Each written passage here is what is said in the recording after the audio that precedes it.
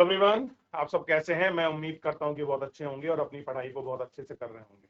मैं Akash Kumar Bhadana ICT virtual classroom में आपका बहुत बहुत स्वागत करता हूं मेरे प्यारे बच्चों। जैसा आपको पता है मेरे प्यारे बच्चों, बेसिकली हमारी आपका 12th क्लास है और इकोनॉमिक्स हम लोग देख रहे हैं। समस्या 7 चल रहा था। हम लोग देख रहे थे राष्ट्रीय आय का लेखांकन। लास्ट मैंने आपको करा था अचल संपत्ति का उपभोग, मैं आपको करा चुका था। क्लियर है? तो अचल संपत्ति के उपभोग को जो है हम लोग आपका इसमें देख चुके थे और एक एक करके हम इसमें बात भी कर चुके हैं। उसके बाद मैंने आपको होमवर्क दिया था साधन लागत तथा बाजार कीमत।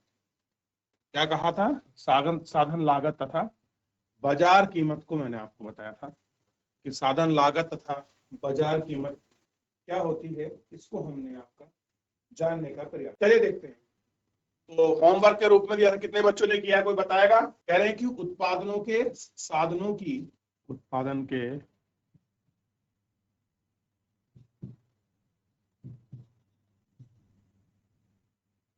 साधनों की किसी वस्तु के उत्पादन में योगदान, किसी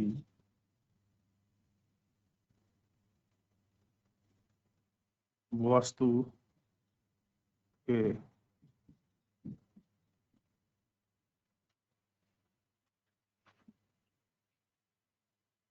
उत्पादन में योगदान देने के बदले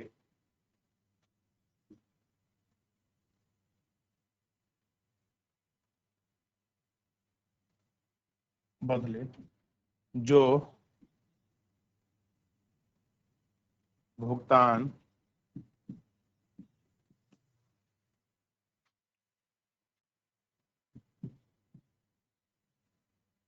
किया जाता है उसे साधन लागत कहलाता है या कहते हैं।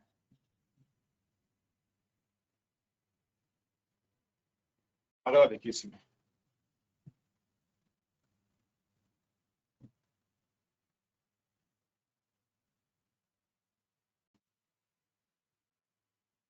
बाजार कीमत जिस कीमत पर जिस कीमत पर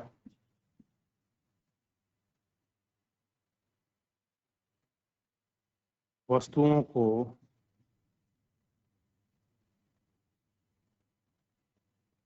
खरीदा जाता है या बेचा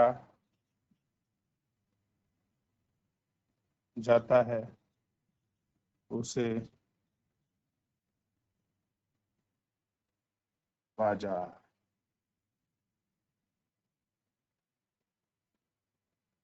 कीमत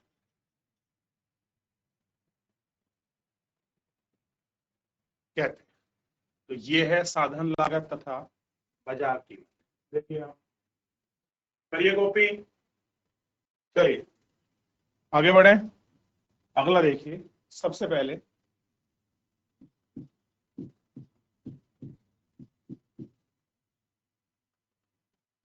विदेशों से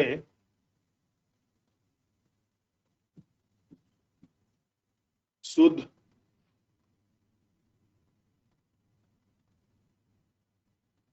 साधन आय। तो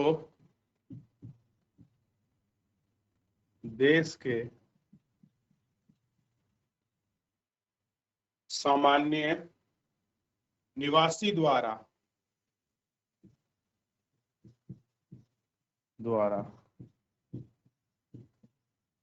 विदेश में प्राप्त या कह सकते हैं अर्जित, प्राप्त या अर्जित किसी देश में सामान्य शेष विश्व की शेष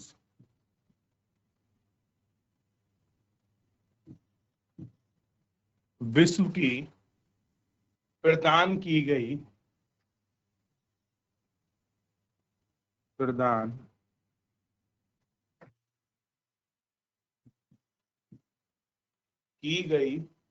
साधन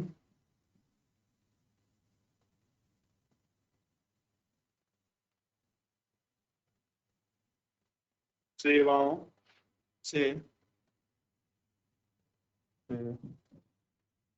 आय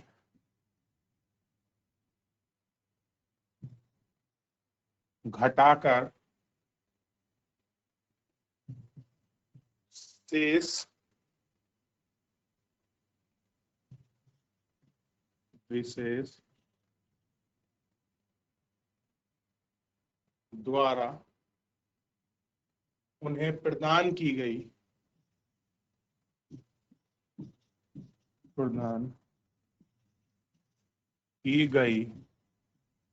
सेवा की गई सेवाओं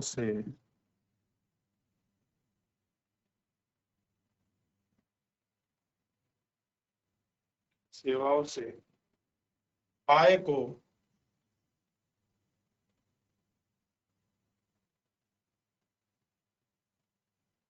विदेशी या विदेशों से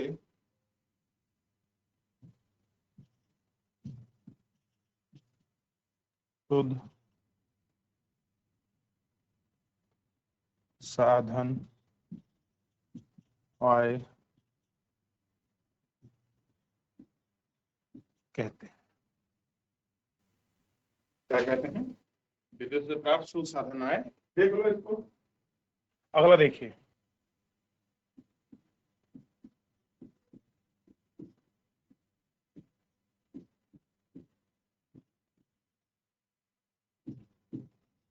उत्पादन का मूल्य तथा मूल्य वृद्धि। एक लेखा वर्ष में उद्यम द्वारा एक लेखा वर्ष में उद्यम द्वारा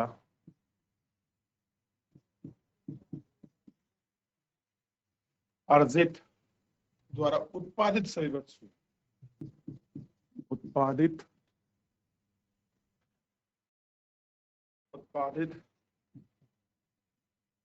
सभी पदार्थ व सेवाओं का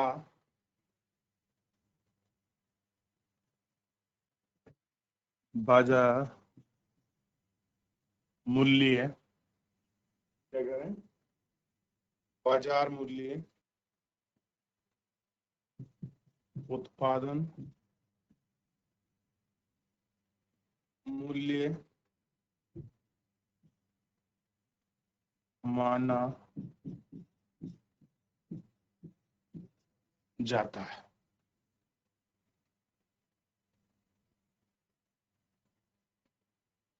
उत्पादन का मूल्य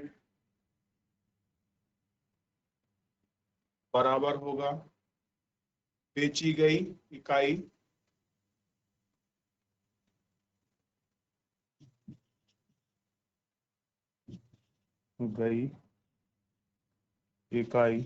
गुणा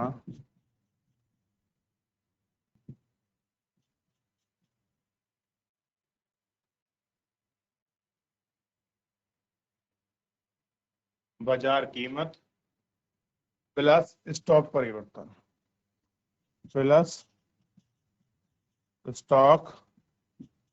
परिवर्तन और मैं स्टॉक परिवर्तन को आपको सबसे पहले लिखा चुका हूं कि स्टॉक परिवर्तन क्या होता है। तो एक लेखा वर्ष में उद्यम द्वारा उत्पादित सभी वस्तुओं और सेवाओं का बाजार मूल्य, ठीक, उसमें क्या है,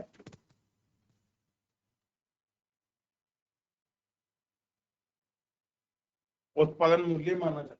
देख लिया? चले, उत्पादन का देख लिया आपने। चलिए अगला है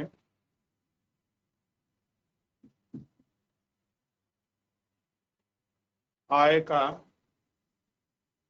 या आय के चक्रीय प्रवाह।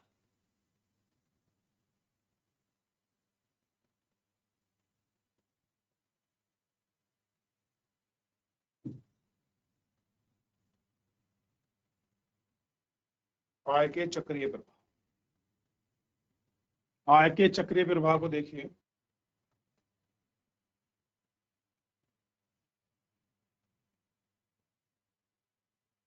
अर्थव्यवस्था के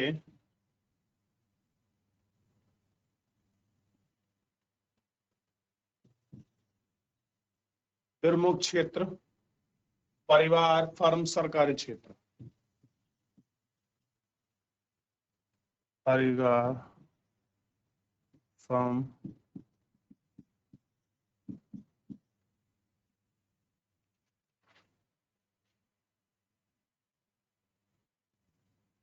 सरकारी क्षेत्र के बीच मुद्रा और पदार्थ व सेवा, मुद्रा, पदार्थ व सेवाओं का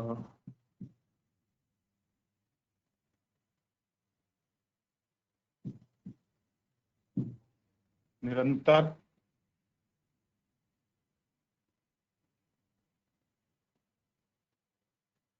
प्रवाह को आय का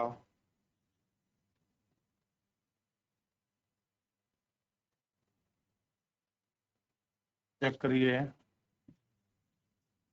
प्रवाह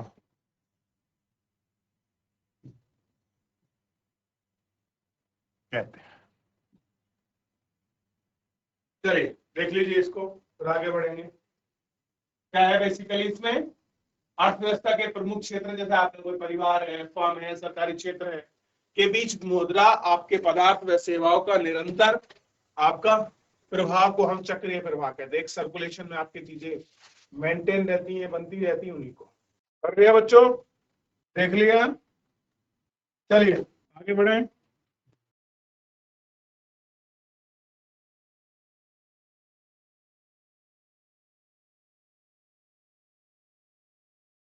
दोहरी गणना की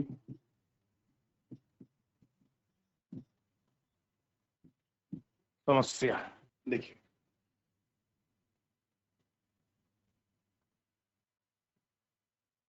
राष्ट्रीय आय की गणना करते समय, क्या बताया था बच्चों, मैंने आपको पहले बताया है, राष्ट्रीय आय की गणना करते समय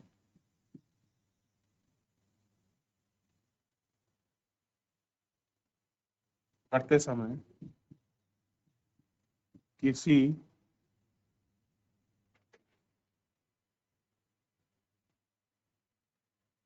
वस्तु की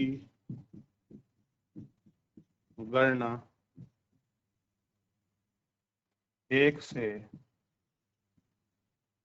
अधिक बार हो जाती है तो उस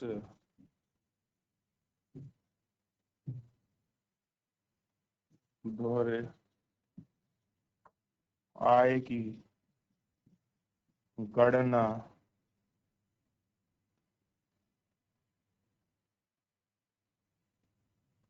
कहते हैं। क्या कहते हैं? उसे दोहरे आय की गणना। देख लिया? अब तक देख लिया इतना? तो यहां तक किसी कोई डाउट बच्चों, कोई क्वेरी आपकी यहां तक किसी का? इतना हमने अभी तक पीछे पढ़ लिया है, देख लीजिए एक बार।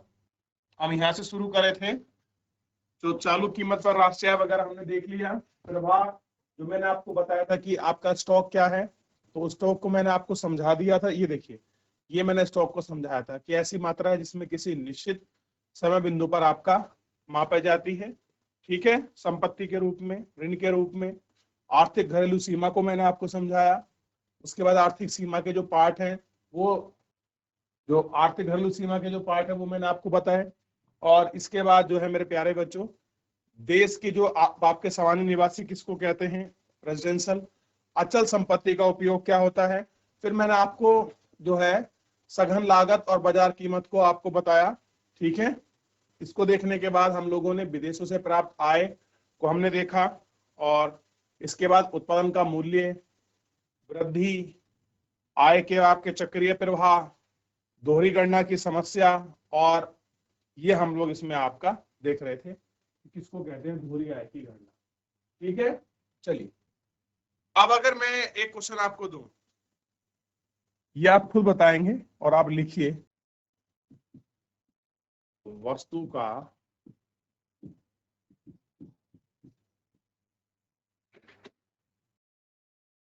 अंतिम मूल्य, या वस्तु का अंतिम मूल्य किसे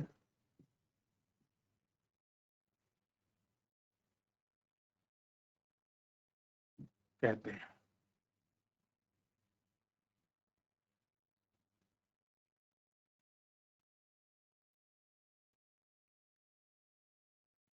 देखिए जल्दी बताइए, हो गया बच्चों? चलिए ध्यान दीजिए, तो ये सारे क्वेश्चन आपको बच्चों होमवर्क के रूप में है, जो आपको कल घर से करके लाने हैं। फिलहाल मेरे प्यारे बच्चों, आज के लिए इतना ही, मिलते हैं नेक्स्ट लेक्चर में। धन्यवाद।